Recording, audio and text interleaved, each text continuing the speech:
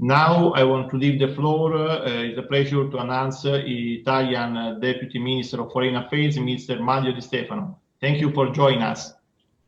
Thank you so much. Good morning. You are right. Italian companies will be absolutely glad to be part of these projects that the Vice Ministers just announced. Good morning, everyone. It's a real pleasure for me being here today with you. I want to thank the organizers for the invitation to this event on renewable energies. And in particular, I want to warmly thank the institutional partners, both Italian and Lithuanian, and of course, our Italian ambassador Ungaro that I greet. We know each other since a few now. This business forum is an important chance to recall the strength of our economic and commercial ties. At the same time, this is a great opportunity to deepen the mutual knowledge between Italian and Lithuanian companies and creating new business opportunities. As we know, climate change is the most relevant challenge we are facing today. These incredibly warm days is a new demonstration of what we are discussing today. In this field, the European Union and its member states play a key role. The Next Generation EU and the European Green Deal highlight this willingness, setting ambitious targets in terms of emission reduction and investments in the development of renewable energy. Italy is at the forefront in the development of renewable energy. We have achieved the emission reduction target set for 2020, and we have relaunched our commitment toward more ambitious goals to reach by 2030. These efforts are in line with the EU policies aimed at reaching climate neutrality by 2050. Moreover, we dedicated a specific ministry to this aim, the Ministry of Ecological Transition.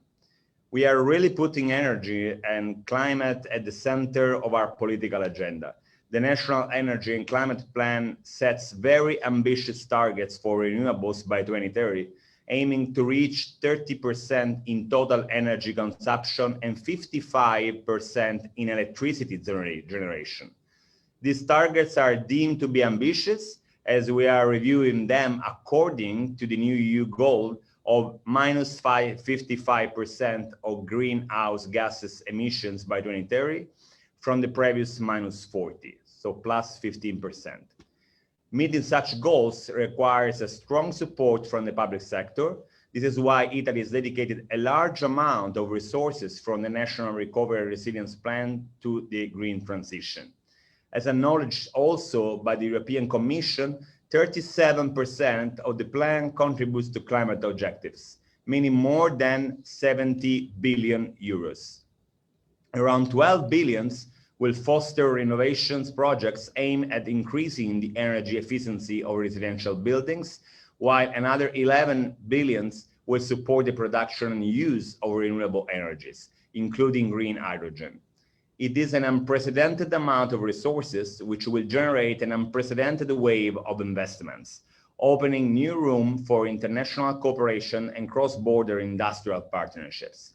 But of course, a genuine transition cannot happen without a full commitment of the private sector, of which Italy already represents a very good example. Our country has experienced an impressive growth in the renewable energy sectors, thanks also to the cooperation between our government and our dynamic private sector, made up of many SMEs as well as large companies operating worldwide. Among these, the largest renewable energy operator is Enel. Together with its subsidiary, Enel Green Power, Enel is the world's biggest private actor in the sector, with 47 gigawatts of managed capacity from wind, solar, geothermal, thermal, and hydroelectric plants located all over the world. It is also important to stress the relevance of other large companies, such as Snam, operating in this energy infrastructure sector, with a consolidated experience and cutting-edge technology in the hydrogen value chain. I can ensure you that our capabilities made of the complete supply chain for renewable energy. That's something that makes Italy really in the forefront in this renewable energy momentum. I believe that There might be room for cooperation between Italian and Lithuanian companies in the hydrogen sector too. Between 2015 and 2019, 1/3 of the Italian companies have invested in green technology and products. And companies that invest in green technology export more, innovate more, and employ more people. Currently, there are 3.1 million green jobs in Italy.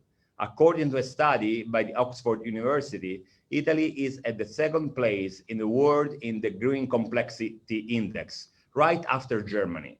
The index measures the ability to export technologically advanced green products, and it puts Italy in the 1st position in terms of development potential ahead of China, Spain, Germany, and France. To conclude, I want to recall that Italy is partner of the UK in the COP26 and will organize the pre-COP negotiations in Milan back-to-back with the event U4Climate Driving the Ambitions, dedicated to the young generations from 28 September to the 2nd of October. I thank you all for your attention, and I wish you a fruitful business forum. Thank you very much once again.